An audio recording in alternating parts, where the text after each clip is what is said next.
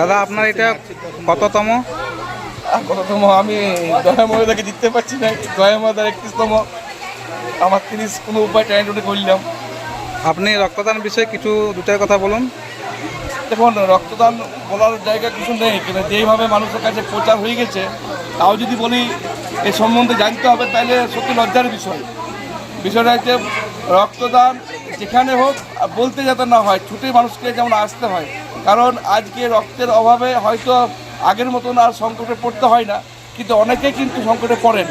তার বিষয়টা হচ্ছে আমরা অনেকেই এখনও মানসিকতা নিয়ে আছি যে রক্ত নিব দিব না, এই বিষয়টা। মানে কিছু কিছু স্বেচ্ছাসেবী সংগঠন আছে বলে আজ হয়তো রক্তের অভাব নেই, তাদের নাম্বার যে কোনো উপায় জোগাড় করে নিচ্ছে। বিয়ে বাড়ির সময় কিন্তু হয়তো অত নাম্বার খুঁজে পাওয়া যায় না, কিন্তু বাকি রক্তদানের সময় নাম্বার এক চান্সে খুঁজে বাই করবে, তাতে যে কোনো উপায়ে দিতে হয়। তো সবাইকে বলবো নিজের প্রত্যেকটা ঘরে যেমন একটা রক্ত যোদ্ধা যেমন তৈরি হয়, এটুকু বলবো আর কিছু না।